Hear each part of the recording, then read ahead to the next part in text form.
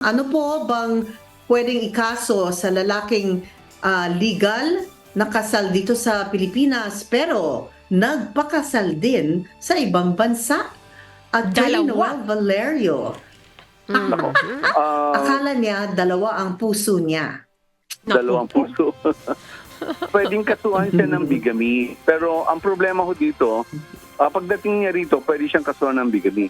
Pero sa abroad, hindi siya pwedeng kasuhan kasi walang jurisdiction ang korte ho natin sa mga marriages contracted abroad. Dito, pwede siyang kasuhan kasi palalabas, hindi considered as hindi yan nire-recognize yung marriage eh. So yung bigamy, maaring ma-dismiss. Ang pwedeng ikaso is concubinage. Criminal case, parehas. So, kung pwedeng kasuhan po, pwede ho. Kaya lang, ang mahirap dito, alam niyo ho yung dalawang kaso na yan, either bigamy or concubinage. Yan yung krimen na kailangan nandiyan yung dalawang party. So, at paano ho yung isang party, wala dito kung nasa abroad. So, ang pwedeng gawin nung babae rito na asawa niya, antayin niya lang niya and then file niya na lang ng concubinage, and then at the same time pwede siya mag-file ng kaso ng 9262, no? Yung bawsi na tinatawag. Kasi yung pagpapakasal, kahit nakaalam ng lalaki na kasal pa siya, that causes no psychological violence, no, on the part of yung asawa dito. So dalawa yung pwedeng ikaso doon sa lalaki. Okay, attorney, may tanong po ako. Dito, Opo. Attorney, pwede bang hindi na siya hintayin na bumalik kasi babalik naman talaga siya and then sa filean mo na siya ng kaso? Yes, pwede ho yun. Pwede ho yun. Opo. Kaya lang, ang remedy ho dyan, i-address na lang sa last known address. And then, normally, ang pwedeng gawin lang ng kabila, yung lalaki, is to file motion for reinvestigation. Kasi kung hindi siya sumagot, at ang problema ho dyan talaga, kung halimbawa sasabihin ng babae na nasa abroad siya, wala ho tayong jurisdiction ho doon.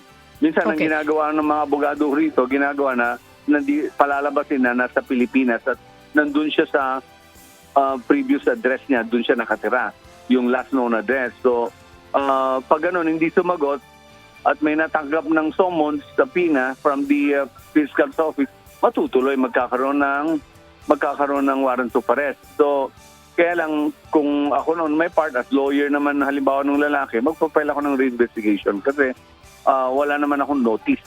Kasi nasa abroad ako at the time when the complaint was filed. Pero So, Miss Jackie, may ano po, Yeah. opo. okay, pero po halimbawa, yung asawa niya mismo ang magpa-file ng kaso.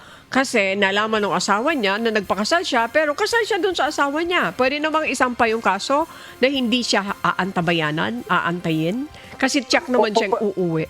Opo, pwede naman ho. Pwede naman ho. Kaya lang, yung address, yung problema ho dyan.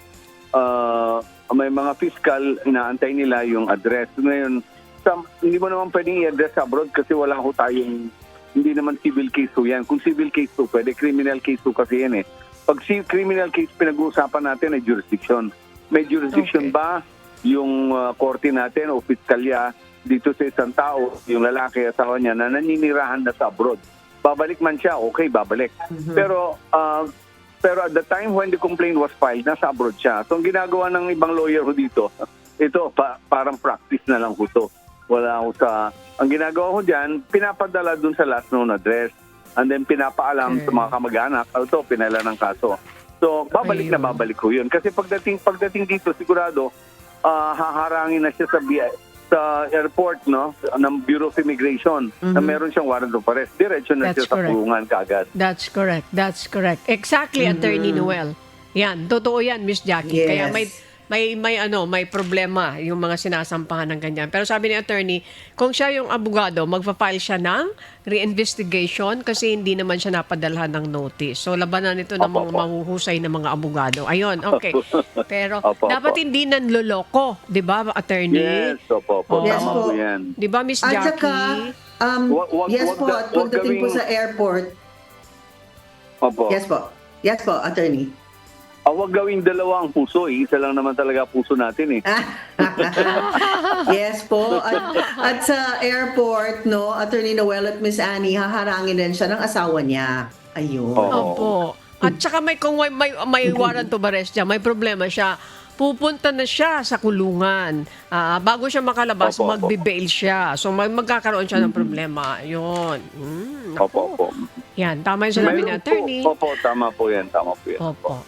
So attorney, you go ahead with your exercise. Ganun na Miss ganun po Yaki, kasi may kaso po ako ganon na hindi naman nagpakasal, bauti lang ho naman.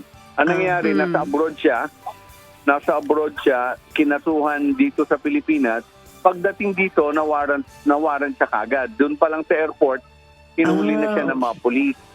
So, and then, instead na Talaga? umuwi siya sa bahay, diretso sa kulungan.